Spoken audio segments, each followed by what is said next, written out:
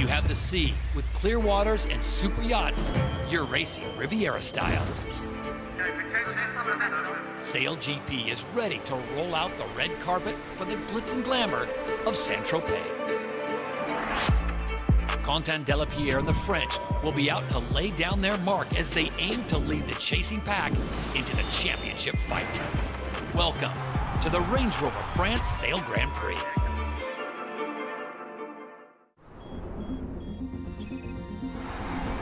Stand by. 0, go, go, go.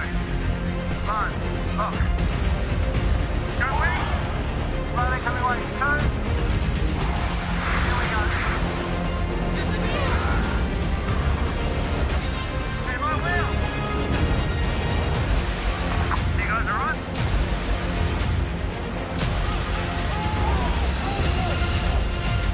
Very well sound, everyone. Welcome to the Mediterranean playground of Saint-Tropez, where the people watching turns to yacht race watching as the fastest sailboats of SailGP hit the water for the Range Rover France Sail Grand Prix. And today's strong winds promise to make it tough for the world's top yachtsmen, representing 9 countries, as they go head-to-head in 3 races today, with 4 more tomorrow. Alongside Emily Nagel and Stevie Morrison, I'm Todd Harris. And already, the pre-race practices have given everyone an eventful preview of things to come on this first day of racing on the French Riviera. Well, what a practice day it was here in Saint-Tropez. Windy and wild out there on the water, and the New Zealand team, winners in Copenhagen, winners in Plymouth, well, they came out the blocks fast, but really the day turned into a bit of a battle of attrition with gear failure, damage. Only 3 boats actually managed to make it through to the final race of the day. Boats absolutely on the limit. The crews pushing the boat to the limit, which was great to see here. We can see the French boat pretty much completely out of control on that first reach to Mark 1. There, Quentin Delapierre, well, quite an arrival. And we can see the Danish as well. Look at this moment on board here. Just huge as the boat turned up into the wind, and Nikolai Sehested said himself, you need a little bit of luck sometimes when it gets that out of control. And well, they rode their luck, but they're pushing the boat to the limit, so really, really good to see. And here we go, start of race 2, and unfortunately we did have a collision in this pre-start. We see the American and the Swiss boat here, and it got really tight in the pre-start. Boats moving so fast, situations changing so quickly. And we can sort of hear a note of surprise really in the voices on board there, and there was definitely some communication issues and perhaps not quite seeing each other perfectly. We come on board the Americans here, and we hear them here turning. Voice of Campbell James there. And Jimmy Spittle, I didn't even see him. And well, it's not the time. That collision's going to have ramifications going into today, as it's gone to the umpires to find out what the result will be. And Stevie, the results are in. Craig Mitchell, chief umpire, and his crew have assessed Switzerland 4 points. So they start the day down 4 to the rest of the fleet. So the 9 nations will start that first race, and unfortunately for Nathan Outteridge and his crew, they will be down the 4, and they will try to battle their way back to get into that podium race coming up tomorrow. A lot of work still to do, but that's a tough way to start things off for the Swiss.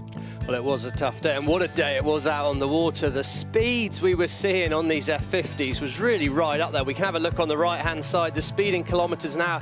Well, the number for me, for sailors out there in old money, 50 knots is a bit of a magic boundary. 92.6 kilometres an hour, so we can see that actually all but the French and the British were over that 50-knot barrier tomorrow. The record in an F50 set last year was 98.3. Can any of these teams hit 100 kilometres an hour today?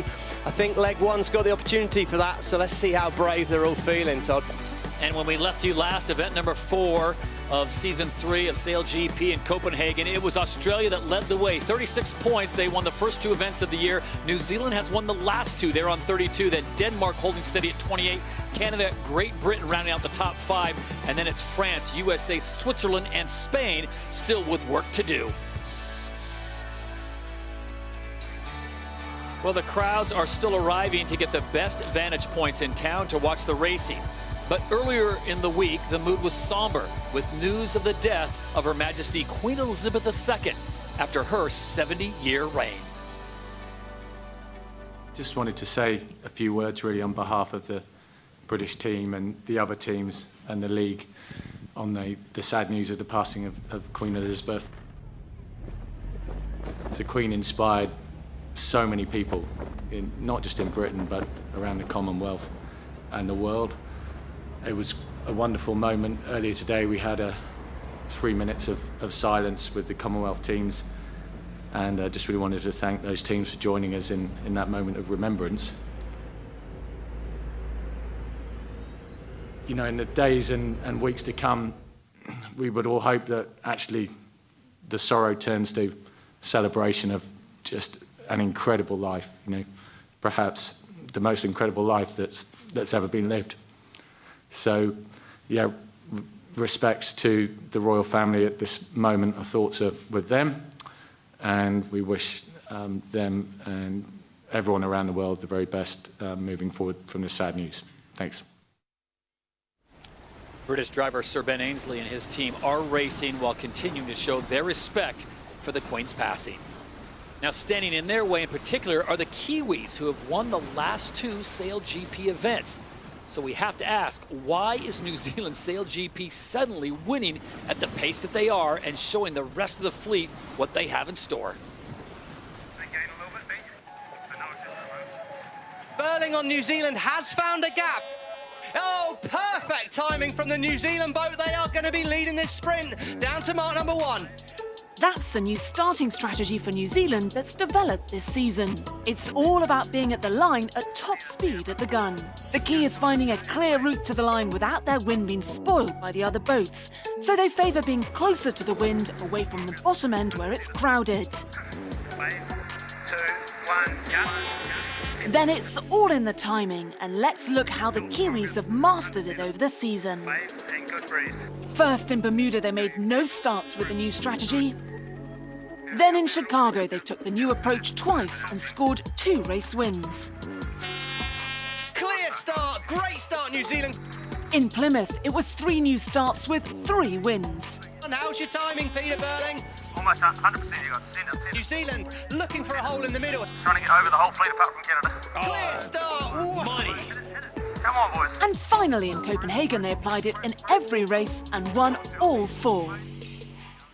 The Kiwis were on average no less than 13 kilometres an hour faster at the gun than their nearest rival.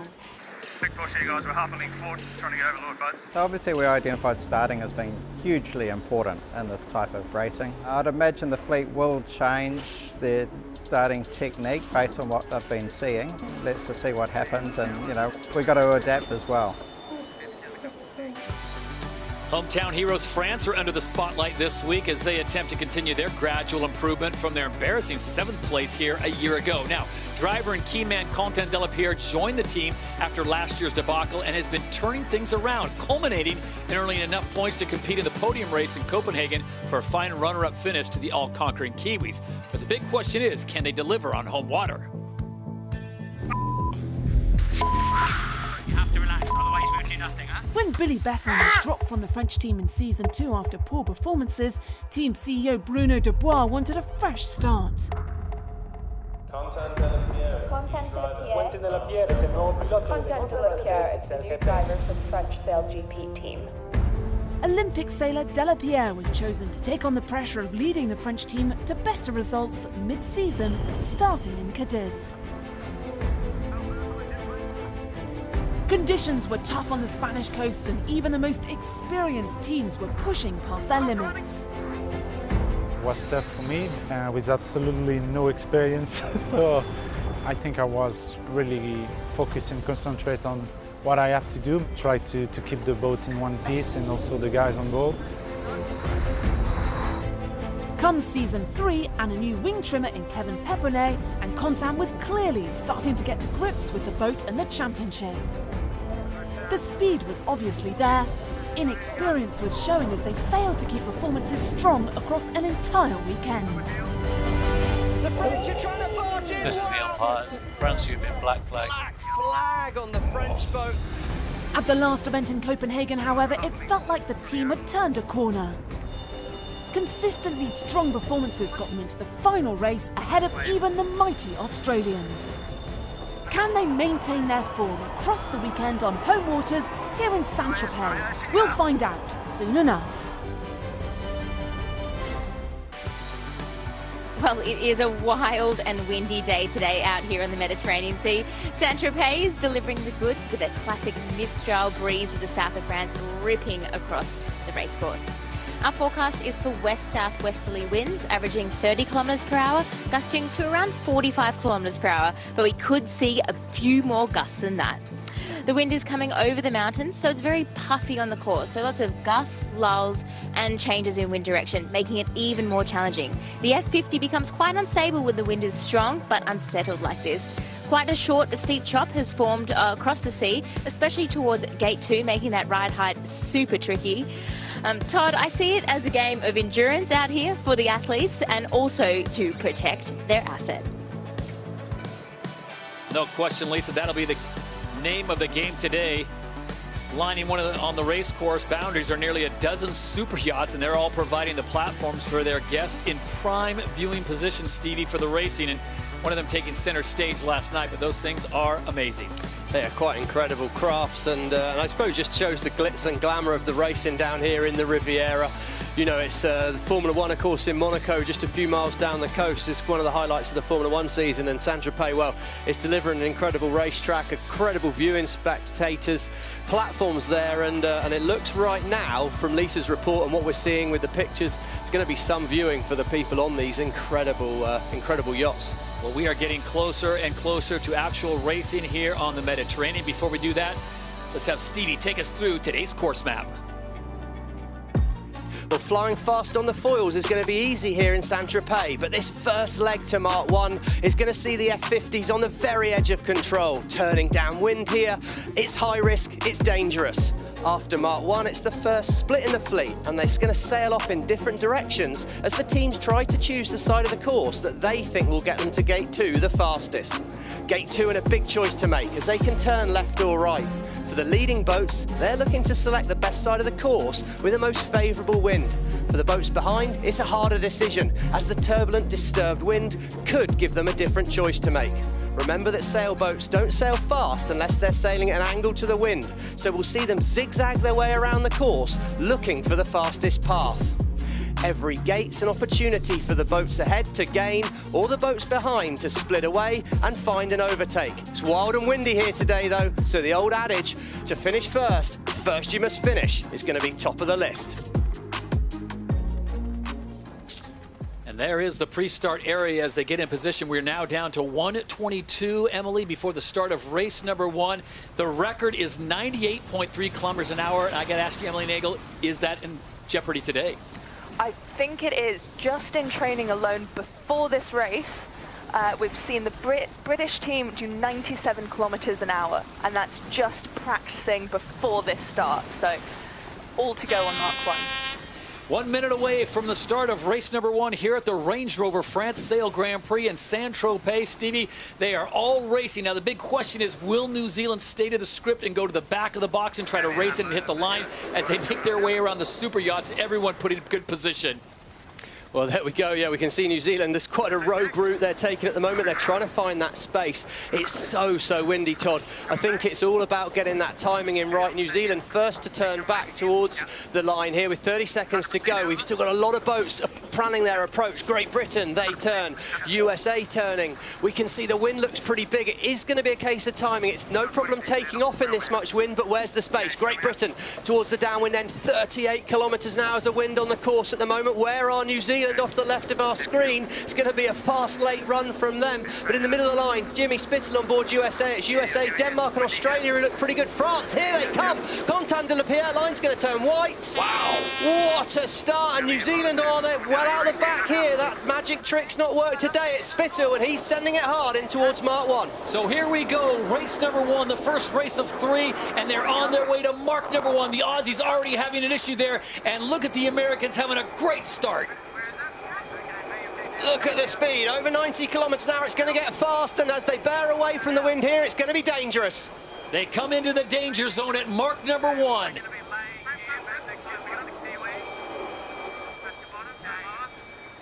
Oh, it's all pretty controlled there. Great Britain. What a start by Ben Ainslie. Well, he's back with a bang after that disappointment in Copenhagen. Great start. Great first leg, and look at the turn there. Smooth work. Turning and manoeuvring the boats in this much wind is going to take a lot of choreography. It's going to be hard.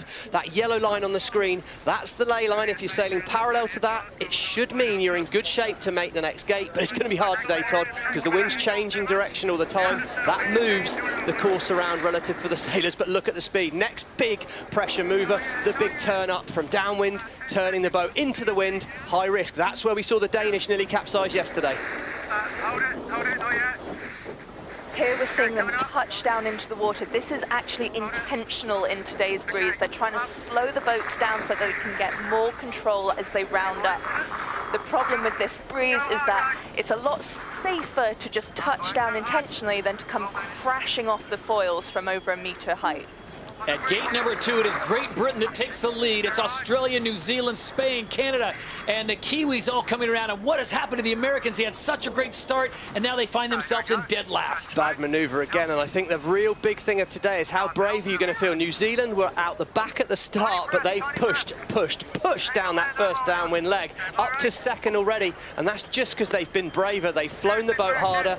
Ainslie had a little bit of a lead. He could play it safe, and we see the British now. Ben Ainslie looking back at his opposition. It's decision time. Am I sailing on a good wind direction? We've got 45 kilometers an hour of wind nearly on the race course at the moment. No problem for wind strength, but yeah, how hard are you willing to push? And I think it's interesting to note that race management has told them you cannot go to that super tuck position trying to get down to get aerodynamic in this wind. They want everyone up and looking around to avoid collisions. Yeah, absolutely. That's right. It's hard. They need to be looking at the wind changing here at the moment, and we can see good work by the British. Just the live speeds here on the bottom left, we've got kilometers an hour, not, all the teams doing around 60k an hour going upwind. Pretty pacey. Let's not forget Great Britain missing out on the last event in Copenhagen because of boat damage, so they are well rested and they are shaking off the rust as Ben Ainslie and Great Britain SailGP are pulling away. Looking nice at the moment. We're looking to see how smooth do the platforms stay relative to the water. That's a good indication of how well they're sailing. New Zealand up to second. Canada look fast at the minute. But it's a bit of a drag race. We can see the wind has rotated a long way to the right, so they've all been sailing this same direction for a long time. They're progressing. This is the quickest angle to progress them up to the next gate, and all the boats are lined up, and at the moment it's purely a question of boat speed. The New Zealand boat sailing very fast, 64 kilometers an hour. Ben Ainslie's British crew not quite as fast, but they're pointing closer towards the next gate. They see that as the best option. Look at that, over 40 kilometers an hour right now across the entire course. It is still Great Britain here in race number 1 on leg number 3 of 6. Here we go, Australia peel away. It's so tight. Those 5 boats all with could throw a net over them, no problem. Ben Ainslie's Great Britain, well, they're 100 meters ahead according to our ladder lines at the moment, and he'll like what he sees there. And then gate coming up, we're very close to the next gate. Once again, they've got to turn the boats through that danger zone, through the max power zone, and it's going to be high risk once more. So we're going to have to listen in on board that British boat and hopefully hear how they execute the move.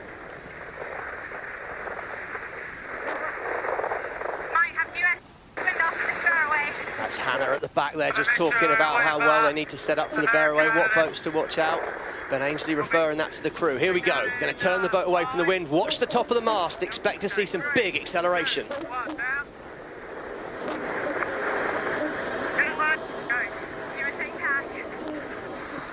Happy and relatively calm, and here comes the rest of the fleet here in race number 1. It'll be the Kiwis and then the Aussies, followed by the Canadians. Oh, 97 on top of the New Zealand mast at the top of the rig there. That was so fast on that bear away.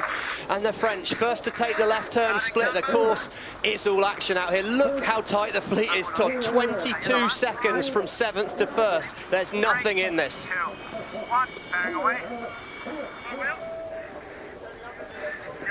Mistake by Great Britain. They've fallen off the foils. This could be costly. Big error here. They're going so slow with both hulls in the water. Could be a big loss here for Great Britain. Will they be punished by the rest of the fleet? Australia, first to execute the move. They're up to second place. 90. Look at this. 93, 92.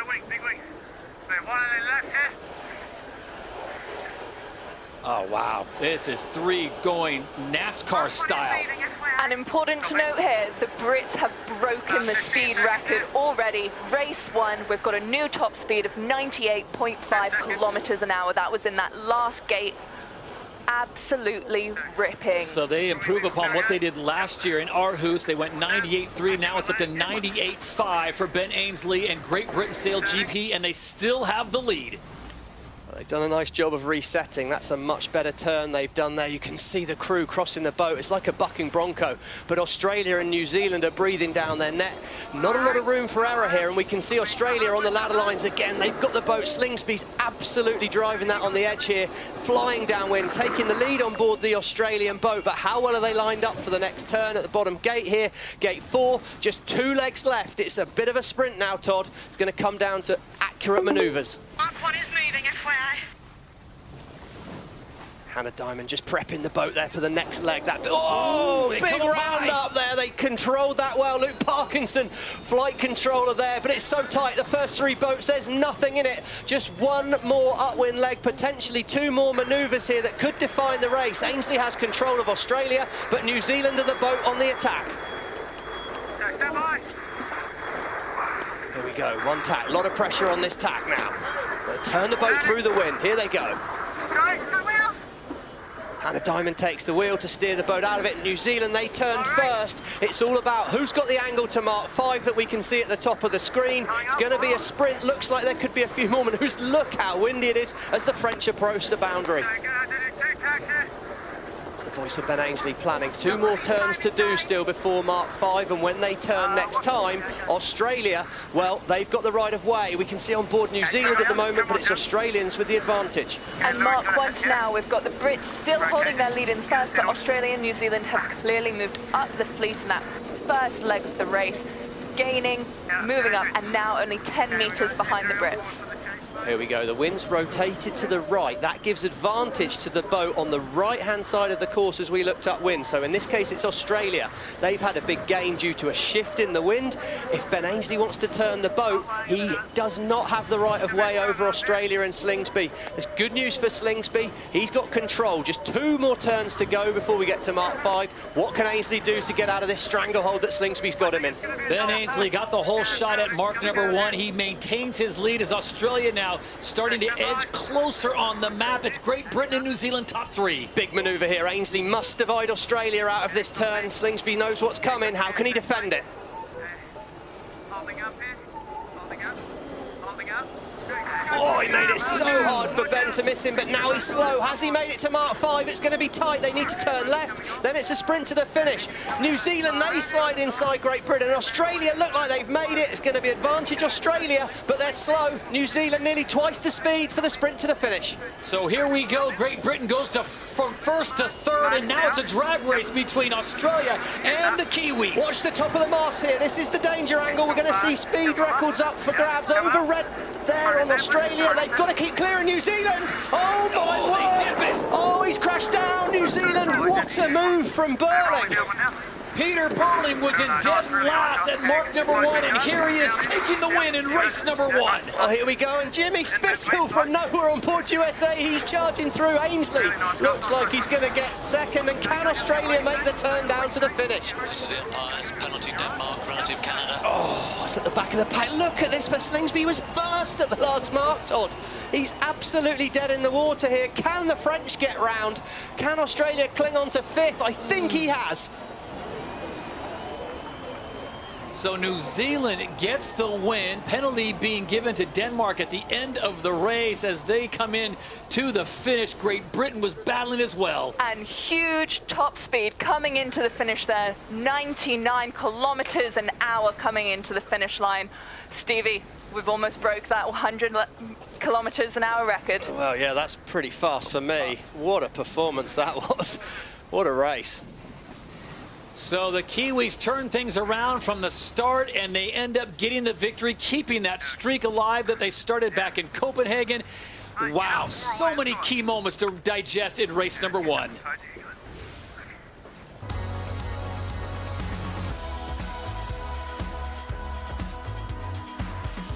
Well, here we go. The key moment came in really at Mark 5 here with Australia there. Look, they just didn't quite make it to that mark. They had to get so slow. Look at the top of the mast, 23 kilometres an hour. And New Zealand was so fast here. He took the lead, Burling. Australia looked like they were back in the game, but one last dig from Burling gave Slingsby a nightmare. Well, let's take a look at the provisional results from race number 1 here at the Range Rover France Sail Grand Prix in Saint-Tropez. New Zealand with the win. Great Britain holding on for second after leading for most of the race. The Americans come all the way back, finishing third. Then it's Spain, Australia, France, Switzerland, Canada, and a late penalty on Denmark.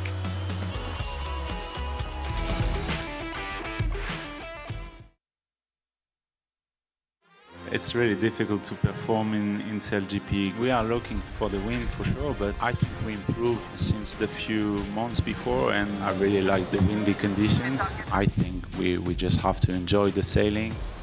What makes Peter Burling so good? Things a little bit different, sort of coming in with a bit later with more speed. Got a nice formula there. With the talent on board, it's no surprise. As a team, I'm really proud of the way we've been building. You know, we had some really good starts in Copenhagen, which made our life relatively easy. You've got to be pretty fast in a straight line, but you've got to be good at everything. Yeah, there's no secrets there, so you've just got to keep improving yourself. Nikolai, you seem to be a team already coming to form at the right time. Many weeks ago, since we had a lot of doubters, and now suddenly people think we're a contender, and it's just, there's no magic to it, to be honest. It's just hard working. How is the boat? Just to know what needs to be done to repair it. Did it feel already? I've got to say a big thank you to the shore team from SailGP and our own shore team for coming together. In Copenhagen, the amount of damage that caused to get the boat on the water here was no mean feat. Yeah, we're feeling good. People are going to be on board experiencing new things for the first time, and you don't really want to make mistakes, but we'll take it pretty cautiously and ramp it up as we need. Do you think, are you concerned that your team might be dropped if your performance doesn't improve? I don't know, to be honest, but I'm pretty sure that it's not long till we really start showing our true potential. Big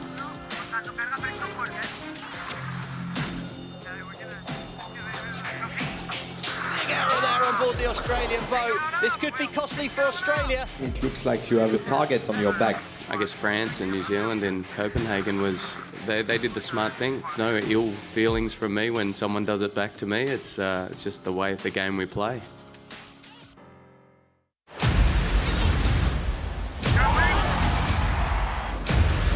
Coming wing 2. Here we go.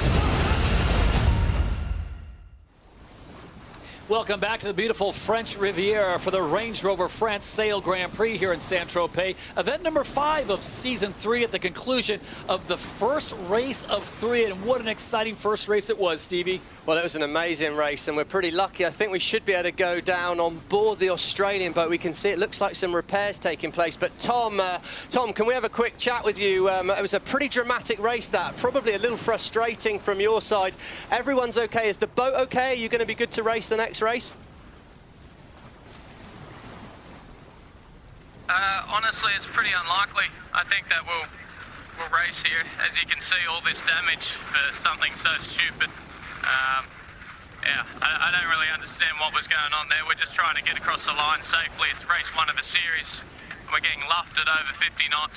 Like, we would have happily given them the position. It's just, we're just trying to cross the line, and now we got all this damage because Pete Burling wanted 1 extra point. It's ridiculous. Well, it's a big move. It's certainly some aggressive stuff. So is it absolutely beyond that? It's beyond foot to the floor out there then? You are having to back off out on the boats today? 100%, yeah. Some of these gusts are over 30 knots. We're getting these gusts and we're just out of control pretty much. And yeah, we're just trying to safely bloody do this thing, and we've got people out here who just don't understand the risk versus reward scenario, and this happens, and yeah, it's unfortunate. Okay, well, we hope you can get back to it. But once, assuming you can get the boat back in place, you've got a heck of a shore team on board there, that tech team. And can you give us a little idea what they're having to repair up on the front there, Tom? Yeah, we've blown all our front fairings. We've got, honestly, we've got holes everywhere, if I'm honest. Looking at all the fairing jobs, there's probably about 6 or 7 things we've broken, and that's before we've even gone through the technical things with the foils and hydraulics. We've got lots on here. Well, we've got some shots on board, and it certainly looked a pretty dramatic moment, so I hope you can get the boat all back in shape. It'd be a shame if that has been so costly, but it was a fantastic race, Tom. Thanks very much for your time, and yeah, hope to see you ready again, mate. Tom Slingsby in Australia, the 2-time defending champions at SailGP. They started the season off, Stevie, so well, picking up the first 2 wins and having problems here, so we hope they get back to work and can go racing as we go on board with Great Britain SailGP. Ben, it has been a tough week for you, for your nation, for your crew, and you guys put on a tremendous show. First of all, give us an idea of what it's like out there on the Mediterranean today. Yeah, sorry, I missed a lot of that because race committee were just on the radio, but yeah, tough week all round. Obviously for Great Britain, been a tough week. We're out here trying to do our best, represent the country and our new king. And what an amazing day. I mean, incredible conditions. I mean, that was one of the most extreme races I've been involved in. We had a good start, we had a lead, but boat handling in these conditions is really, really tough. You've seen that across the fleet. So let's see what the next couple of races got to hold. That's right, and Hannah, you're at the back there. You've got to try and work out the strategy in today. What's the strategy versus the risk? How are you trying to manage that? You guys have actually set the record in SailGP, 99 kilometres an hour, but don't know if that's the strategy to go full speed or if you're trying to play it safe. I think getting around the course in one piece is obviously one thing. There are some holes in the pressure, so making sure you're pushing when you can and just knowing when the right time to push or throttle back is. Okay, well, 99 kilometres an hour. How did that feel on board? Did you feel like you were backing off and in control at all then, Hannah, or we were on the end? Ben looks still in shock, maybe. It definitely felt fast on board, but no, it's cool. It's definitely cool racing, so we're looking forward to the next one. I think it was the cavitation of the boat shaking so hard, which was really getting the heebie-jeebies going. Ben, it seems like the operative phrase today is protecting the asset. How aware of you of what's going on out there? Obviously, you'd like to get the win every race, but you've got to protect that boat because you've got 2 more races today and then, of course, 4 tomorrow. Yeah, absolutely. You know, that coming up to Mark 1 and that final turn to the finish, we could have really pushed harder for the win, but we decided just to back off and try and get second or third. It was not easy because you back off in these speeds and before you know it, the boat's too slow, and that doesn't work for you either. We're just going to drive over here. Cheers, Ben. We appreciate your time. Wish you the best of luck in race number 2.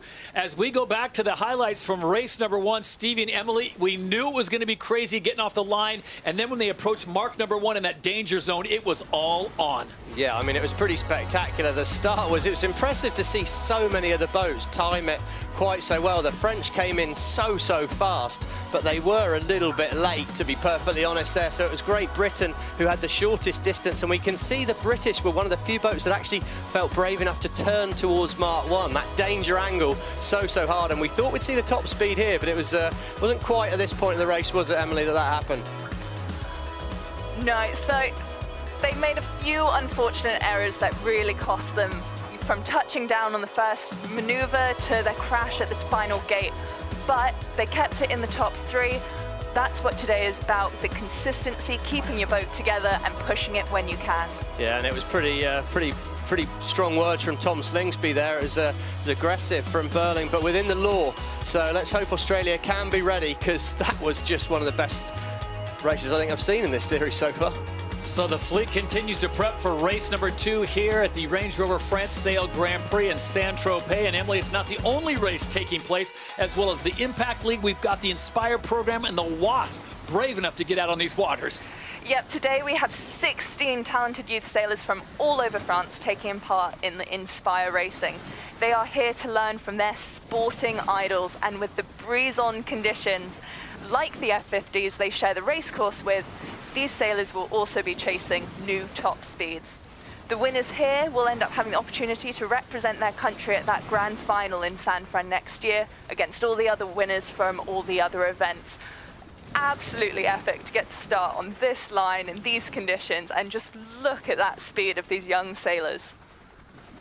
This is a baptism by fire, Stevie Morrison, as these conditions will test the best sailors in the world. It doesn't matter what you're sailing. Yeah, I mean, they're just cool boats, and these youngsters out here, I mean, so amazing to be able to start their sailing out here and race in these boats at such a young age. I think the things I was sailing when I was their age were going about, I don't know, a tenth of the speed, and certainly not up and out of the water. So yeah, what an opportunity, and what a venue. I mean, just look at the conditions on the water here. It's pretty choppy, and when you see a smaller boat, those waves look pretty big, so you can see why the F50s are finding it quite so hard today to manage that sea state.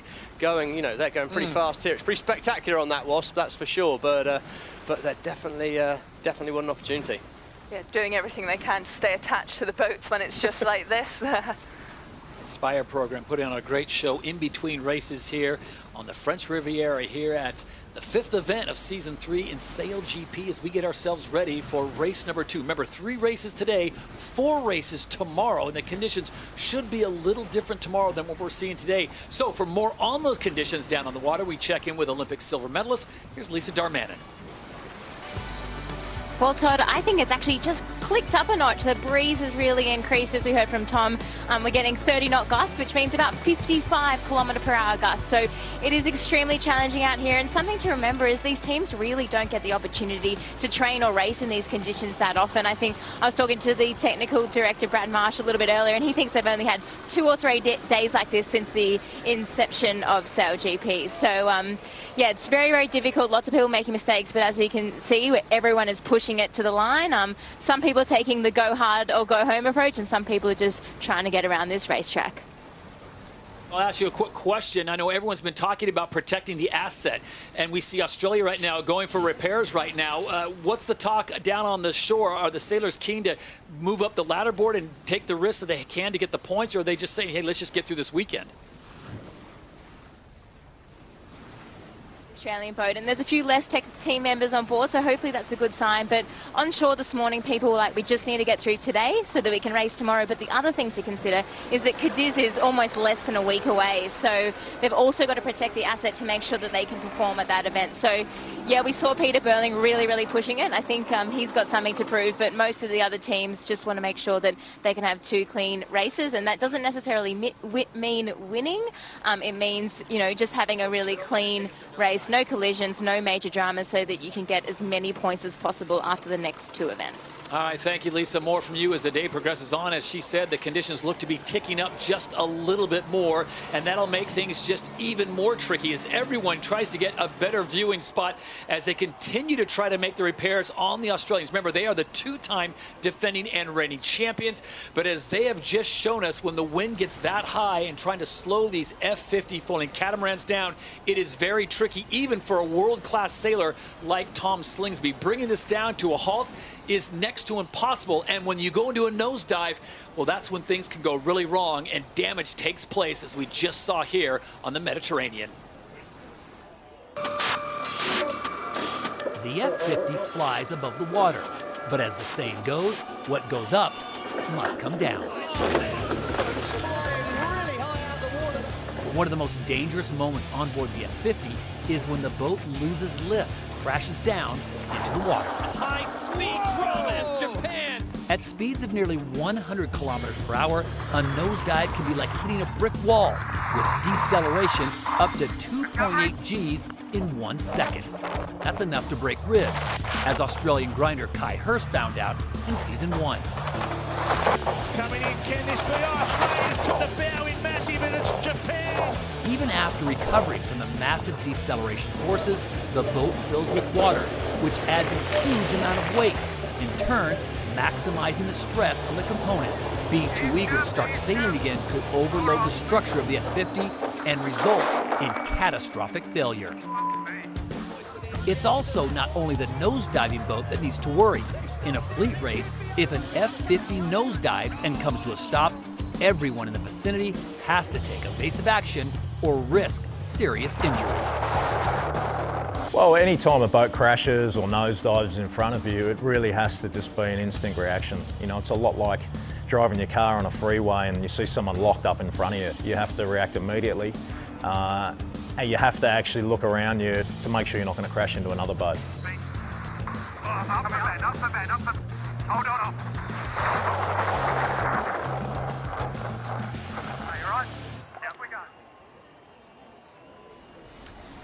And the nosedive is what we just saw as it came down to New Zealand and Australia on the last leg to the finish line. Aggressive driving by Pete Burley within the laws, as you pointed out, Stevie, but Australia paid the price. Yeah, I mean, it was aggressive, but it was fair. I mean, it's windy. We're at the top end of these things. We heard Ben talk about cavitation, and that's what he means there is when the boats get going that fast, the foils in the water, they lift the boat out of the water. But what also happens is the pressure around that, it can start to boil the water.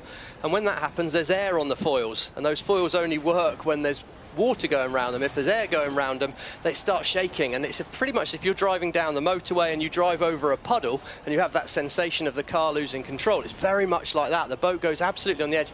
They're effectively out of control going along there. So, you know, the boats are very much on the limit today. Whether that 100 kilometers an hour can be reached, we'll see, but it's important to know that when they're at top speed, they really are on that very edge of control.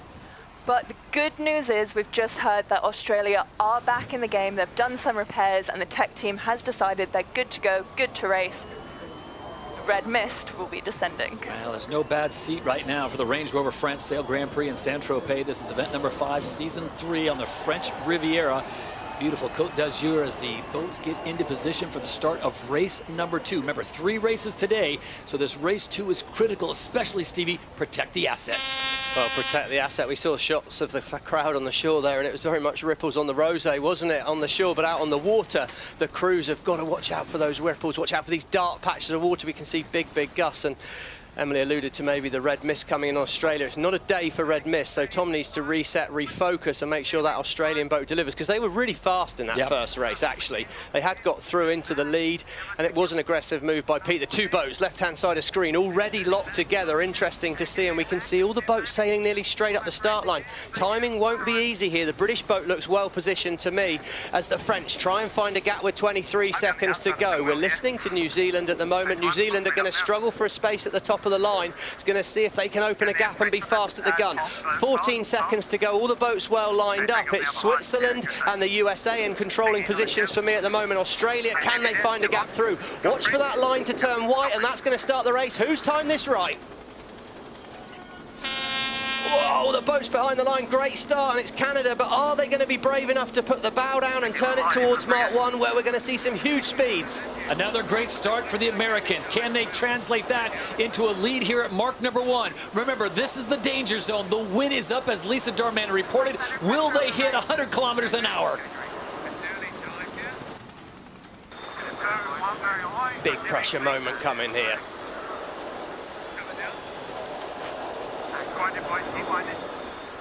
Oh, tight quarters in the back. It's really tight, and we heard them saying they need to turn the boat quite soon towards that line. It's USA. Tom Slingsby's Australia have done a nice job. Canada a bit stuck on the outside, and Great Britain and New Zealand, well, they were at the front in first race, but they're at the back here. Australia the first to turn away. Go all the way here, boys. On board there, that's the voice of Jimmy Spithill. Here we go, they're setting up to turn the boat. Can they stick the manoeuvre?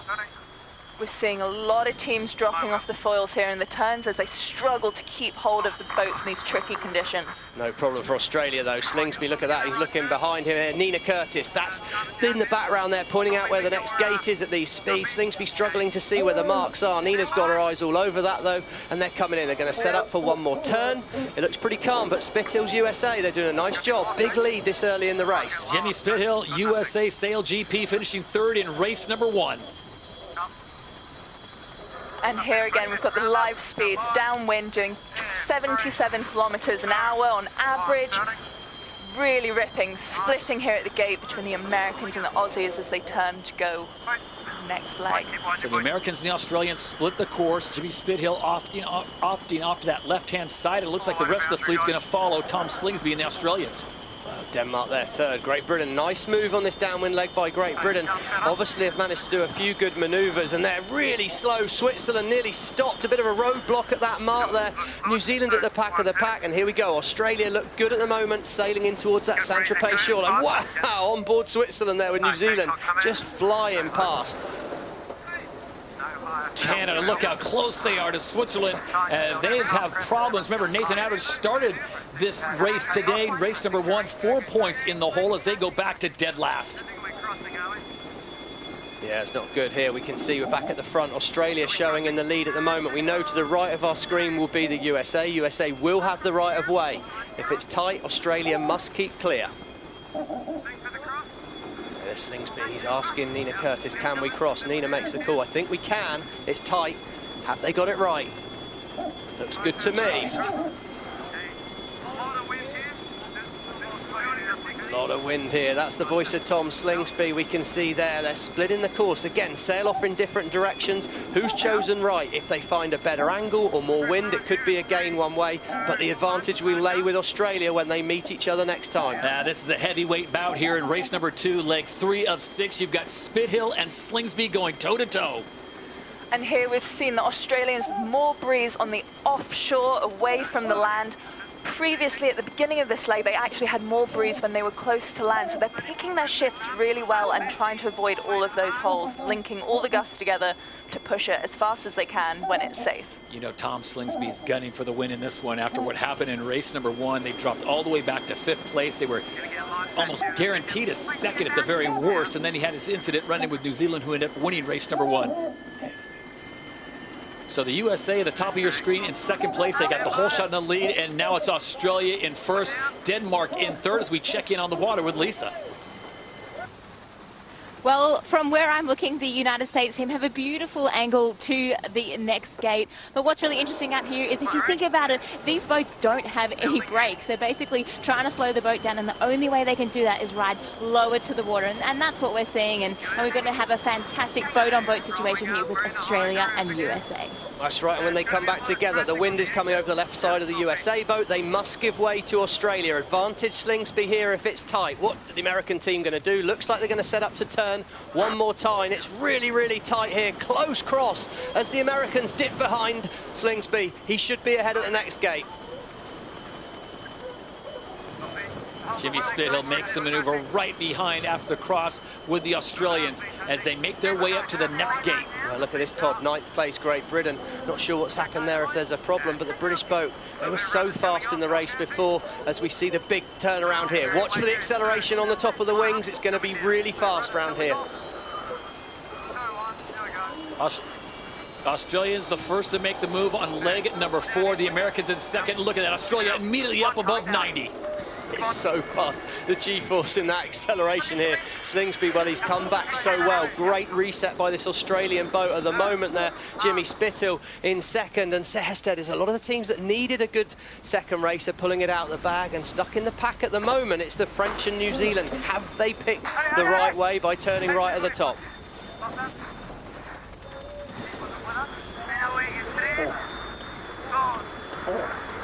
There are the current leaders. Australia out in front, leg number 4. This is race number 2. Remember, they finished in 5th place.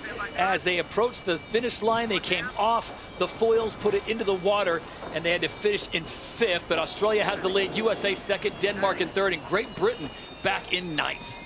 Really impressive performance here from the US team, who currently have the highest average speed at 68.5 kilometers an hour, 100% fly time as well. This is the performance we have been missing from the Americans for the past few events. This will be a great way for them to kick off day number 2.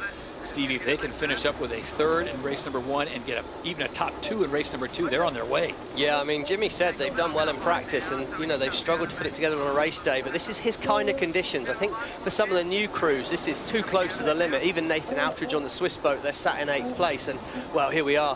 2-time champions of the Australian boat there. They're just absolute masters in this big breeze, and look at that. They've eked out over 100 meters, seemingly in the blink of an eye. I thought it was a tight race with America before, and right now Slingsby looks like he's got it under control. Some really impressive speeds here, over 90 kilometers an hour, which we're used to seeing on the reaches, but for a straight line down to the gates, that's actually really high. And Jimmy Spithill decides to follow Tom Slingsby this time around to that gate to the left side, so he'll go back out to sea away from the shore, seeing that there's more breeze out there. Denmark, Nikolai Sehested will do the same. That's your top three: Australia, USA, and Denmark. This is race number 2 of 3 on day 1 here in Saint-Tropez. There's a lot of action out here, as we can see. Slingsby, he's got one more turn. It's the final leg up into the wind here. Of course, going up here, there's a lot of drag from the boat. They don't go quite as fast when they're sailing towards the wind, but still quite incredible speeds. Perfect foiling maneuver by the Australians. Look at that choreography. And tip of the cap to the shore crew for Australia SailGP, Stevie. They came on board with plastic, tape, anything to patch the holes. Tom's saying there was multiple holes on there, and look at them now sailing away. Well, they've done a nice job. Yeah, they fixed that boat up well, and they're chased down by Jimmy Spithill. But it's been a nice job by these Australians. Put the hammer down a little bit, guys. We're just performing. Put the hammer down a little bit. There you go. I think there's plenty of hammer left in it. Tommy Johnson, their wing trimmer, on board the Danish boat. Happy to let them push a little bit faster. Certainly, Nikolai Sehested has, done a lot of offshore sailing, round the world sailing. Jimmy Spithill here. Big, used to racing in these big breezes, and it's good to see them back at the front, and it's looking a bit more like the USA we know. Can they hold it together for the rest of the day? That's a big question right now. Leg 5 of 6. They'll get up to the next gate, and it'll be a short finish line blast to the line. It is Australia out in front after having that unfortunate finish in race number 1, and Emily, the numbers don't lie. Looking at Mark 1 to now, it's actually really impressive. First reach doesn't really make a huge difference in the overall positions. While it's important to get to Mark 1 first, what's more important is actually just staying in control. If you blast around, get round in that first position, and then come crashing off, you've just given away the race. So the teams that are actually doing well are those that are having a little bit of sensibilities, a bit more confident in their handling of the boat in these conditions. In race number 2 at the Range Rover France Sail Grand Prix, the Australians are back to their winning ways. Tom Slingsby in Australia will get the win in race 2. There we go. New Zealand must drop back behind Canada. That could prove costly. Second place for the USA. There's been a second penalty for not keeping clear on New Zealand. Craig Mitchell, the chief umpire, doling out the penalties here on the final leg as Jimmy Spithill and the Americans will grab a second to go with their 3rd in race number 1. So they are in a good position heading into the 3rd and final race today. Man, have they caught fire at the right time. And here comes Denmark coming in, currently sitting in 3rd place. Yeah, Danish done well, and of course the Americans got a bit of local knowledge with Amelie Rieu on the back of the boat. Unfortunate injury to Steph Roble in training, and they've got Amelie Rieu from the French team in that strategist role. And well, a bit of local strategy is not going to be bad for you. So we've got a tight moment here. Canada needs to be careful. New Zealand so much faster now. Canada must keep clear of New Zealand. New Zealand are through. Canada's going to hold it over. Just get it back. That was so close. It's going to be hard for the Canadians to get down to the finish from here. Time to take your time, though, on board Canada. There's not a close race for them nearby.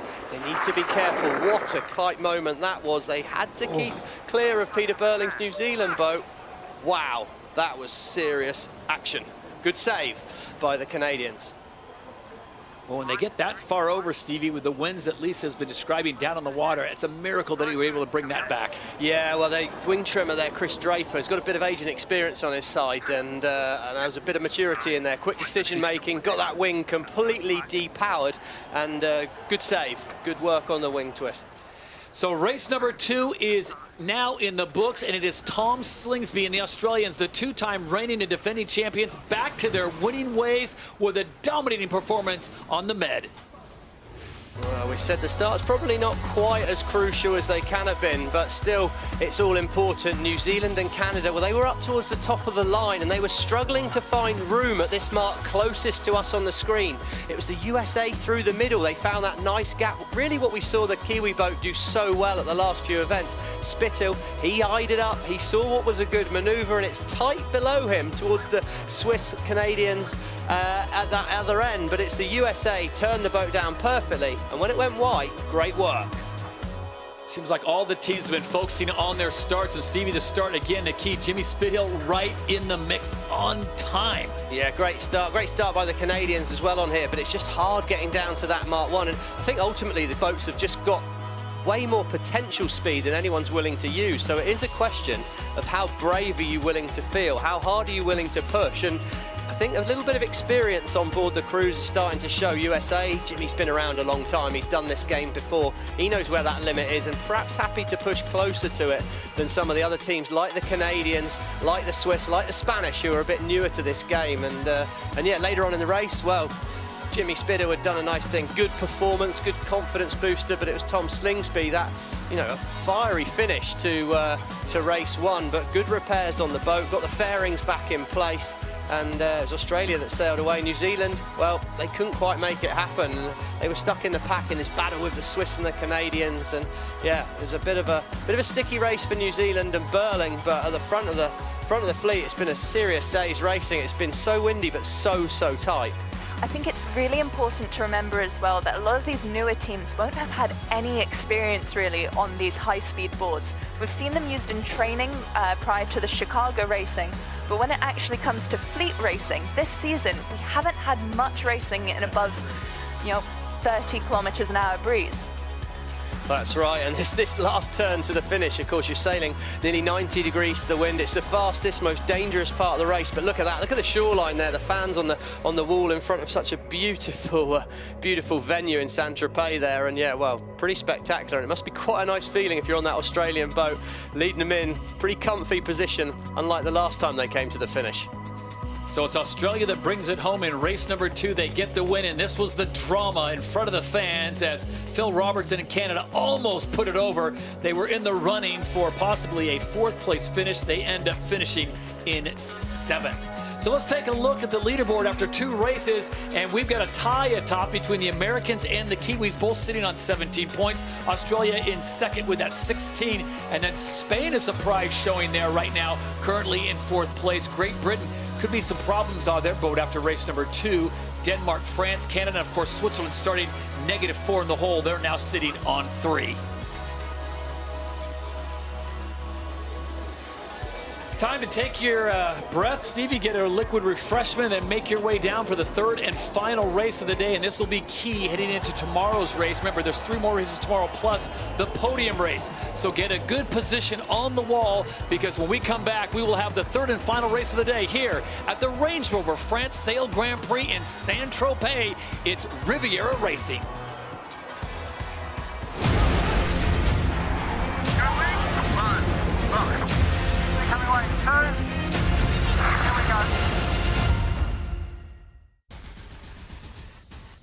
Season 3 of SailGP saw the addition of 2 new teams. Switzerland and Canada, making it the largest and most exciting lineup in the history of SailGP. Same size race course, more boats. Season 3's underway. The French are trying to barge in. Wow! France, you've been black flagged. Canada managed to make the 3-way final in their inaugural Grand Prix with driver Phil Robertson, who's taking on his 3rd SailGP team, but it didn't take long for Australia to show why they're double season champions. Australia brings it home. Few would have thought Canada were capable of making yet another final, but this time they went one better in Chicago by finishing 2nd, with Australia making an early rush for season points. The 2-time defending champions make it 2 in a row. For Great Britain, they missed a home event final in just 1 cross. It's tight. It's really tight. This is the umpire's penalty GBR. With Great Britain out, Denmark made their first final. New Zealand found their form, winning their first Grand Prix, mixing up the pecking order for an exciting season ahead. Welcome to the show, New Zealand SailGP. The Kiwis take the win in Plymouth. With the season wide open, teams were out practicing ahead of Copenhagen, and disaster struck for Great Britain. We can't repair it in time for a race. New Zealand maintained their form and nobody could catch them. The Kiwis take race number 1. They are the winners of race 2. They are into the podium race. France and Denmark joined them in the final but couldn't beat the speed of the Kiwis. New Zealand SailGP that takes the win here in Copenhagen. Go. You guys all right? Fine.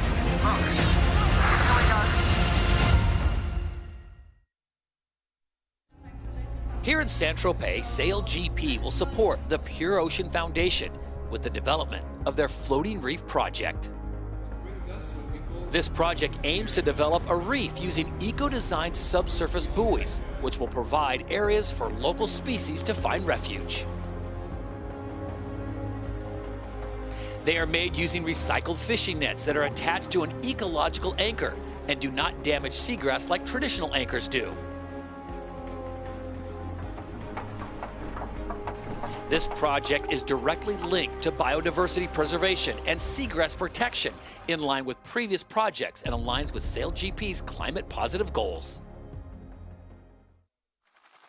Waiting on the third and final race of the Range Rover France Sail Grand Prix here on day number 1 in Saint-Tropez. We are now 8 minutes and 15 seconds away, and we are being told the race will be delayed by 4 minutes. So, Stevie, that gives us an opportunity to go around the fleet and check in with some of the drivers. Yeah, and we're just hovering overboard the British boat at the moment. I wonder if we could just quickly grab a word, Ben. I can see, unfortunately, you had to pull out of that second race after such a good first race. Can you give us a little insight into what's going on there? We can see some work on the main foil area. Yeah, so we somehow sheared an M10 bolt off the head of our main foil, and that bolt effectively holds the bracket which holds the board down when it's locked in position in its maximum down moment. So it's pretty extreme conditions to be able to do that, to shear a bolt off like that. So we're trying to get that fixed as quickly as we can. It's going to be touch and go whether we can make this next race. And is that just a sort of top speed issue, or is that when you're setting up for a manoeuvre that these kind of things happen? It's really through the manoeuvre, because that's when the board's going down, it goes onto the lock, and clearly it was loaded or something happened with that particular manoeuvre as attack. So probably shouldn't be quite as bad as the speed for the downwind on the jibes. So yeah, we'll have to look back at it, but clearly we just got to try and resolve this for now and make the next start. Well, yeah, certainly hope you can resolve it, Ben. You've got a fantastic tech team, we know that, so best of luck getting yourself back and ready to go. Thanks. So that's a story on board Great Britain SailGP. Sir Ben Ainsley and his crew trying to get things done. Remember, they finished race 1 in 2nd place, but problems in race number 2. And Stevie, now we get a good opportunity to take a look at this course on board. Yeah, let's put ourselves on board an F50 here as we come along this start line now. We're sailing at nearly 90 degrees to the wind. It's the fastest angle, but it's the most dangerous angle. And Mark 1, where we've seen the top speeds, it's going to come really fast. It's just a straight line drag race at this point. We're looking on the water. Can we see dark patches? Can we see those gusts of wind? We don't want too big a gust as we turn down here, because we're going to accelerate off downwind. We're trying to find gate 2. We saw Nina Curtis having to find that for Tom Slingsby. Now, of course, not as lucky as us as being able to go straight down the course. We've got to zigzag our way down here, try and find the fastest path, try and find accurate angles into this gate. You're picking that from a long way. Look how hard it is to see those markers. That's what the sailors are looking for. And as they approach gate 2, we're already thinking strategically, am I turning left? Am I turning right? What's going to give me the fastest way back upwind? And you are down at this mark so quickly. Then you turned around to face that stunning view. No time for the view on board an F50. And let's get that race happening. All right, we are 5.5 minutes away from the start of the third race of the day. There are the Americans coming off a great performance in race 1, where they finished in 3rd and 2nd in race number 2. Go on board now with Jimmy Spithill, the driver for USA SailGP. Jimmy, take us through that last race. You guys finished in 2nd. And Jimmy, tell us what the conditions are like, first of all, out there, and the rest of the fleet, and how you're dealing with them. Yeah, Todd, it's definitely on the top end, no question about it. But, you know, at the same time, great racing. And Jimmy, you've got a bit of local knowledge with Amelie on the back there. It's a pretty clever strategist to pick for this event with local knowledge. How are you finding it with the Americans, Amelie?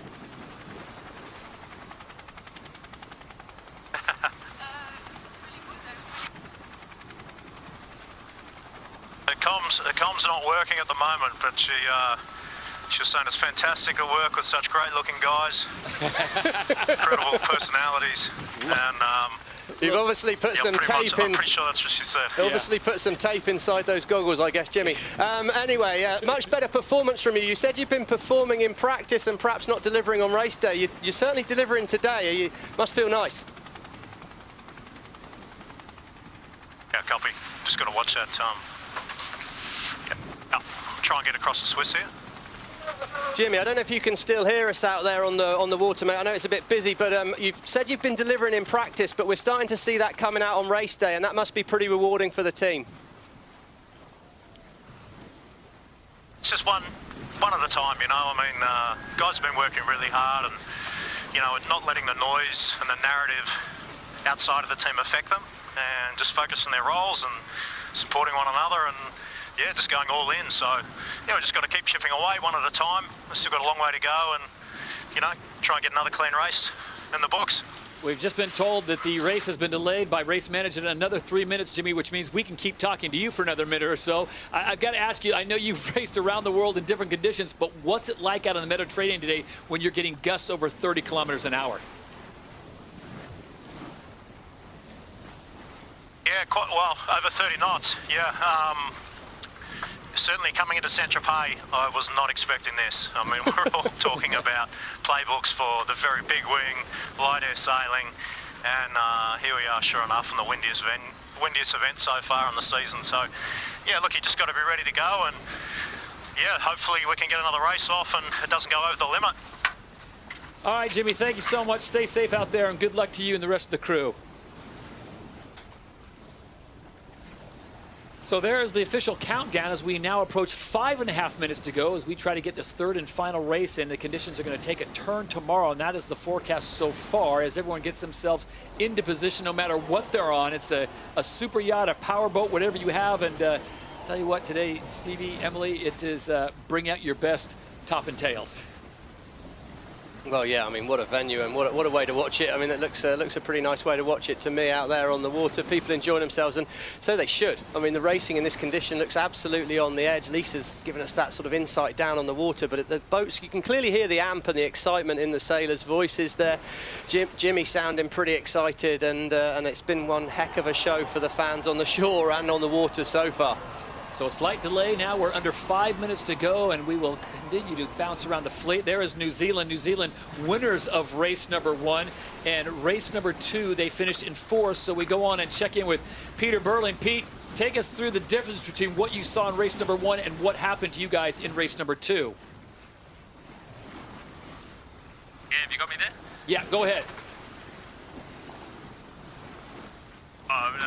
Definitely a pretty interesting day out here. It's times really at the top end of the conditions, and then there's pretty big lulls around also, so you got to on your toes. You know, we've definitely made plenty of mistakes that we're trying to tidy up in the first 2, but just absolutely awesome day to be out here. And Pete, it looked like in that first race you seemed to be able to just put the pedal down and push to the limit. Is it a case of trying to judge how much risk you're willing to take out there? How on the edge are you feeling? Let's get off here, eh, guys?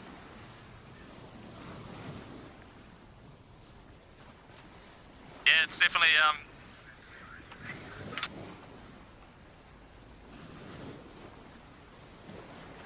Joe, it looks like Pete's doing a bit of multitasking down there. You've got that strategist role. What are the key strategies on a day like today? Is it a case of trying to stay upright? Is that your main focus, or is there something to play with in terms of the course tactics? Yeah. Got me there? Yeah, that's you, pretty Joe. tricky. I guess, you know, at the moment we're just trying to get around the course, and pretty hard for everyone, so keep it simple and let's see how it goes. Nice. Well, you've certainly been doing a pretty good job so far, Joe, and nice to be back sailing in the south of France. So we've got about 3 minutes to the start. How important is this start going to be? Definitely a lot on the start, so I'd be happy to get into it. Well, good luck. Have a great race. Our thanks to Peter Birding, Joe Allais, the strategist on board New Zealand SailGP. Remember, they won the last 2 events and looking to make it 3 in a row and possibly move into the lead, but they are doing battle right now with Australia. Remember, they are the overall leaders right now, the 2-time reigning and defending champions. They sit on 36 points. New Zealand 4 points back of 32 coming into this event. Denmark in 3rd, then Canada 4th, Great Britain in 5th. They've got boat problems, as we were just told by Sir Ben Ainsley. France in 6th, the USA in 7th, and a great opportunity, Emily and Stevie, for the Americans if they can get into that big final podium race tomorrow at the end of the day. That would do wonders for their cause. think so. I mean, they were just a permanent fixture in season 2, and they've been a permanent fixture not in season 3. So I think Jimmy had won that tide to turn. He talks very calm about it, but he's a competitive guy. He's going to want to see himself back up at the front, back racing for the victory, not just not racing for the middle of the fleet. And Emily, I've got to ask you, all these drivers have certain personalities, and it seems like the high winds and things like this would fit the personality of Jimmy Spithill. But do you have to find a way to find that balance of not only being competitive and aggressive, but as we've said multiple times today, protecting the asset of that boat and making sure that you're in a position to race on Sunday afternoon? Exactly. It's all about the balance, and any professional sailor knows you've got to be able to get amped up, raring to race, but at the same time you've always got to be thinking about what's the sensible option and how far can you really push it.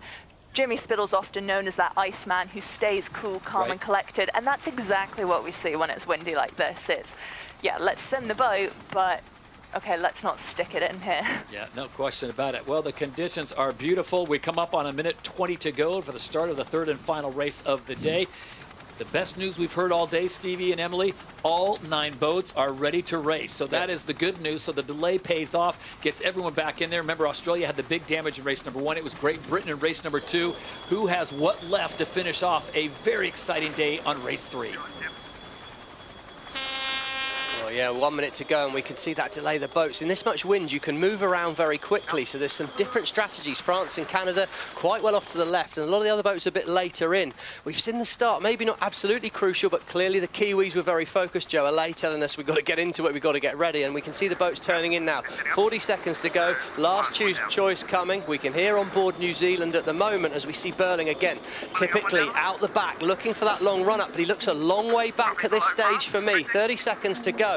They are going to be fast and furious there. Blue mark, top right-hand side of our screen. That's the pole position. That's the fastest position to be at to race towards Mark 1. And it's Spain, Denmark and Australia. They're really battling for that pole position. It's going to be about who can be at speed at the gun. Canada coming back, looking well-timed. They're coming in fast. New Zealand charging through the gap here. We've got to watch for the line to turn white. How's your timing here as we come into the start? Oh, it goes clear there. Great start by Jimmy Spittle again. Good start by Phil Robertson on Canada, and it's the Kiwis in the jam in the sandwich. Can they slide out and get the hull shot at Mark 1? High speeds for race number 3 as we get ready to wrap up the day. Day number 1 of the Range Rover French Sail Grand Prix at mark number 1. And look at the speeds. Everyone over 80 kilometers an hour. Big pressure moment here, let's watch, and they keep it under control at full speed. Canada get a little bit low, America get a little bit high. Look at the speeds. A lot of bravery on board the American boat as they take it very high. It's Australia, New Zealand, the USA, your top 3. There we go, Australia going downwind at over 50 knots in old money there. 93 kilometres an hour in a straight line downwind, and it's New Zealand flying past them here. All going to be about the quality of this manoeuvre. Australia looks slow. They're in the water. They're really, really slow. Oh, full reset for Australia. New Zealand have stuck the manoeuvre and they're going to boost out in front. Top speed, 96 kilometres an hour for New Zealand, and they just blew straight over the top of the Australians. And it's New Zealand and the USA well set for gate 2, but America has a penalty. Oh, it's cleared, very quickly cleared, and it's going to be New Zealand coming in fast. And Great Britain doing a great job of threading the needle, getting their way through the pack. It looked like Canada, Australia had problems. They went dead in the water, became roadblocks, and here we go. It is all on here in race 3. There's a lot of action happening here as we look at the screen here. Look how tight this is. New Zealand will be ahead. Switzerland, they're on the inside. They will have the right of way. Denmark must keep clear. Can Great Britain thread the needle? Great work by the British. Squeeze inside America. It's Great Britain up to second. America in third, and the rest of the pack, well, they're really, really slow. They're off the foils. Opportunity for Slingsby to get back in the race. And a similar situation that happened in race number 2 when Switzerland went to the other side of the course, dropped both holes in the water, and everyone had to find a way around them. Yeah, Nathan tried to just minimise the distance, but he got slow. He fell off the foils. Everyone else had to keep clear of him, and so he's parked the rest of the fleet behind him. Great news for the boats ahead, and the Swiss are up and going into the race. But for Spain, Canada and Denmark, wow, that could be so costly. In these conditions, it can be quite tricky to get back on the foils. You've got a smaller wing, which is less power, but when you crash down, you're also filling the hulls up with water, so they've got to let the water drain, build the power again, get back up to speed, and then pop up onto the foils. Look at those wind gusts on top. That's across the course at 38 kilometers an hour. It is New Zealand out in front. Great Britain did a great job there after mark number 1, working their way through the traffic and the carnage. And the Americans now sitting in second, 1 spot ahead of Great Britain. Switzerland up to 4th. Go just on board there, Blair Tuke's voice there, steady breeze. So there's constant comms between Blair and Pete and Joe as to what the plan is as we look ahead here. They're talking about the boats around them. Their focus at the moment is going to be on Jimmy Spithill behind them on the US boat, but it looks pretty good. The ladder line showing 100-meter lead for the Kiwis on leg 3 of 6. We're already nearly halfway through this race.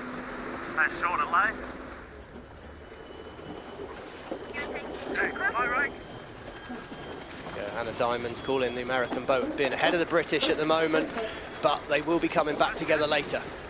And here we've got the speeds, the top 3 boats. The Kiwis still the fastest on the water at 72.5 kilometers an hour. Oh, Emily, look at that. The British boat flying too high in a straight line, and they've crashed down again. Don't know if that was a mechanical issue, an unforced error, or an uncharacteristic error, probably. They've lost 100 meters in the blink of an eye, and they will potentially be full of water. What a moment there. Well, that's going to take the pressure off New Zealand and Jimmy Spithill on board the American boat here as they're sailing parallel to that yellow ley line. No more manoeuvres before they need to turn at the next gate. So it's the Kiwis and the Americans out in front. Great Britain will try to get that water out quickly, and then Switzerland as we check in on the water with Lisa Darmanin. Well, it's wild out here. It's so windy that they're actually just falling off the foils in the straight line, and we don't really see that very often. So the New Zealand team and Pete are really making it look easy right now, but yeah, that USA team are the real standout performance for me out here. And the other thing that just to keep an eye on for you guys in the box is that Australia have gotten back into this race. Australia now up to 4th place, right behind Great Britain, to see if they'll make a pass and move into 3rd. Remember, they've got to win in race number 2 as they come up on gate number 3, the near gate, one of the 2 rounding gates renamed and branded near in recognition of SailGP's new partner. Here we go, let's watch the acceleration here, Todd. It's going to be a big bear away. They're turning the boat away from the wind now, and they're going to accelerate so hard. Good control on board the New Zealand boat. Next up for the test, it's Hans Henken on board the American boat, the flight controller. They look a little heeled over into it. Can they control the boat as they bear away? They turn it away well. And France, Quentin de la Pierre, he's come from nowhere and he's up to 3rd, the local team. Good job. And it's tight in the pack now. Big loss for Great Britain on this upwind leg. Nathan Outer just sorted things out. They've moved up to 4th place with Australia right behind them in 5th. Just tell that, look at that, they're just ploughing the boat through that turn, trying to keep it under control. They can't afford to fly the boats too high because it's too risky, 2 on the edge. And at top of screen there, France and Great Britain, they're heading towards the Saint-Tropez shoreline, but back at the front, it's going to be the New Zealand boat we can see. It looks pretty calm on board that New Zealand boat. 200-meter lead, the graphic on the left shows us. And for Burling, Calais and Co, it's all about this one more turn before the final gate. Not a long way to go. Pretty much a sprint to the finish after this next turn. Got me breeze on just the jibe. Showing 7. Yeah, definitely left it. And you hear the heavy breathing on board. And here we've got the leg summary from leg 3. The Kiwis and Americans both doing about 60.7 kilometers an hour average speed, while the Kiwis are sailing a slightly shorter distance. And then we see the British with 54.5 kilometers an hour average speed, where they kind of dropped off the foils in that bad. Oh, there's a lot of white water over the French boat at the moment, over the American boat, sorry, but the French, look how fast they are. Where have they come from? Quentin de la Pierre, pedal to the metal, hammer down. Here he goes on the French boat, and now it's going to be tight as we get to the bottom, 200 meters out behind New Zealand. But de la Pierre, wow, they've got that French boat going fast, and it looks like he's going to pass the Americans, just pure speed. Gate number 4, leg 4, here we go, race number 3. It is New Zealand out in front, the winners of the last 2 events, and the winner of race number 1 today. They are back on form. Joe Allais cooking what's happening behind. French boat's going to follow around in second. Oh, it was pretty calm. Nice job by the French there. They've done a nice comeback here, really tight. Now, 4th place, Switzerland. Don't think Ben Ainsley's entitled to room in there. It was very tight. It'd be interesting if that goes to the umpires. Really tight the circle. Ainsley and Great Britain must keep clear. He must keep clear. Switzerland can turn him up into the wind. This is the umpires. Penalty, GBR, relative Switzerland, not entitled to room at the mark. Oh, there you go, got to say. He's got to let the Swiss boat back pass. I had to agree with him, really. It all happened there, but Craig Mitchell, I think it did look like that to me. It was a very late change. Great Britain must drop behind. Every point counts. That could be really crucial. And on the top left here, we've got the ride height. We're seeing the boats go around at 0.6 to 0.8 meters out of the water. Normally, we're looking at them doing a meter of above the water. Today, everyone's being a bit more conservative, keeping more of the foils, trying to keep control, and also trying to slow the boats down, as we've said before. 52 kilometers an hour of breeze. That's a huge gust of wind on the water, absolute limit. Top of the screen there, we can see New Zealand. Well, they'll love that view. They're aiming straight in at mark number 5. That's the turn to the finish. It's all on them now. Keep the boat flying steady, and they should be set. Burling, he's trying to define if that's the mark on the bow. I can tell you it is, Pete. That's where you're going to next. You're well lined up, and it's about a turn, and then how fast are they willing to go towards that finish line? Leg 5 of 6, the final race of the day as we get ready for tomorrow's championship Sunday. And this mark, it will be the Kiwis. They'll make the left-hand turn, and watch the speed, watch the acceleration.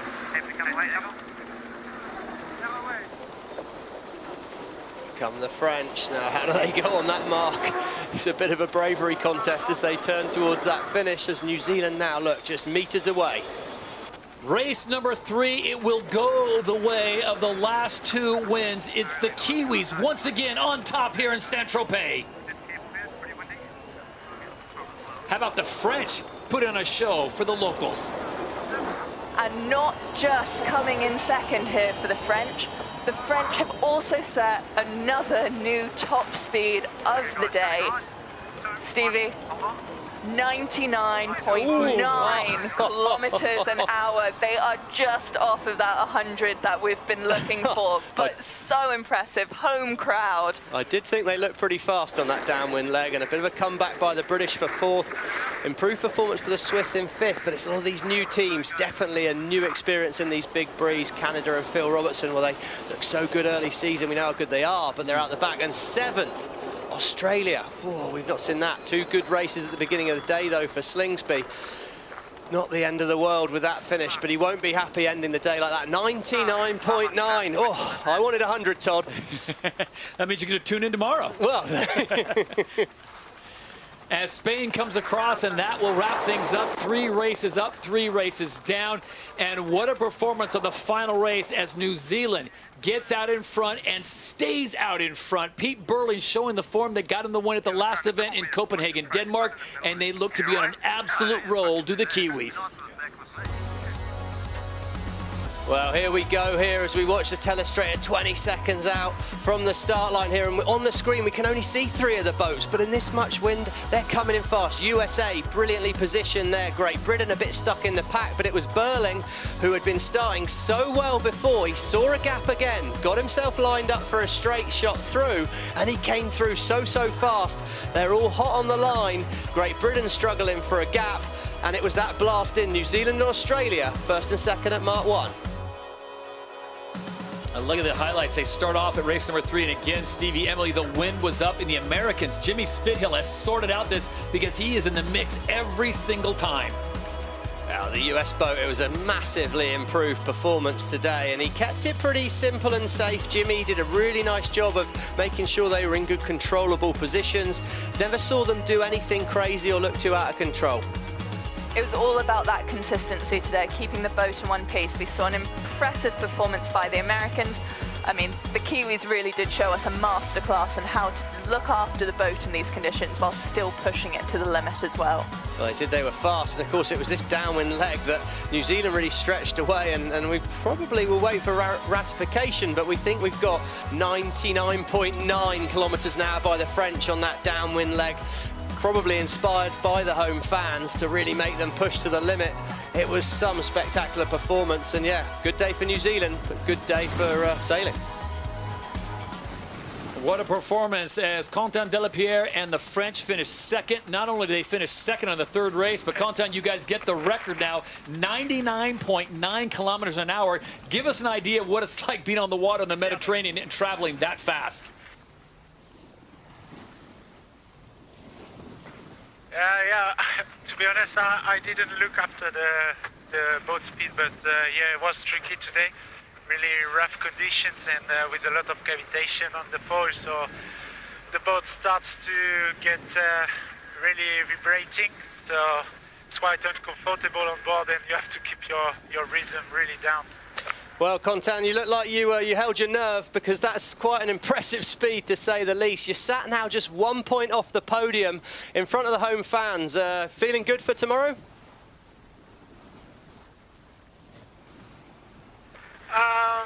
Yeah, Stevie, absolutely. I mean, I'm happy to come back at the harbour with a one-piece boat and a good average performance. I think we can do better as a team, and we know where we have to improve, so we'll see tomorrow with completely different conditions.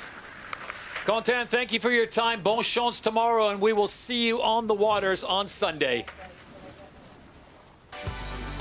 Let's take a look at the standings after 3 races here at the Range Rover France Sail Grand Prix in Saint-Tropez. It is New Zealand back in front, 2 points clear of Jimmy Spithill and the Americans, who sit in second. The Australians, despite that difficult performance on the last race, are still in a podium position. And then it's France, as Stevie mentioned to Contan, 1 point out. Australia and France separated by 1 point. Then Great Britain still in the mix at 18. Spain, Denmark, Canada, and Switzerland. It's going to be tough for them, especially Nathan Atteridge, as they were docked 4 points coming into today.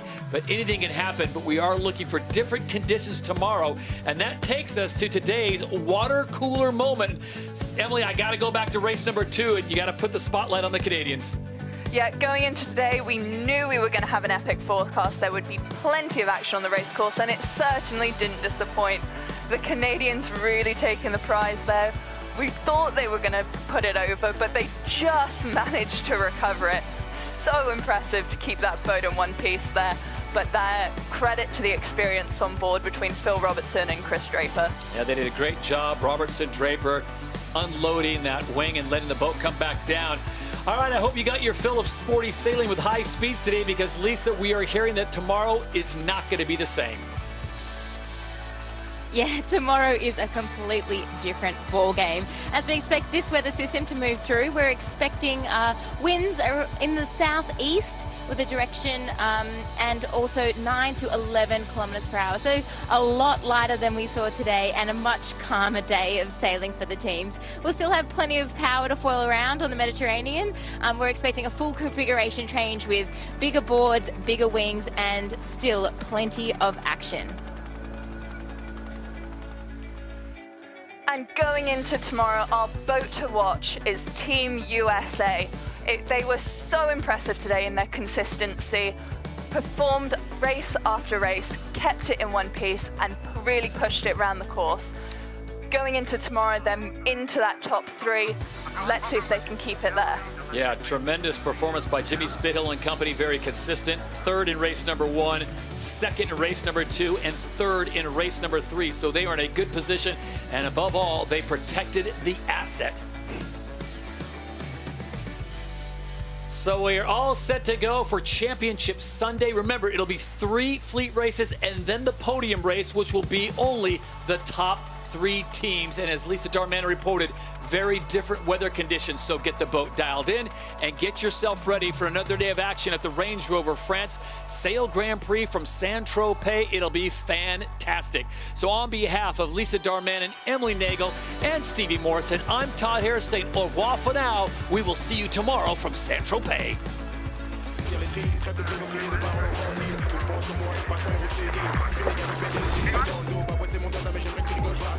Look at the speed, over 90 kilometers an hour, it's going to get fast. Oh, big round up there. We're going to see speed records up for grabs. Oh my word! Oh, he's crashed down.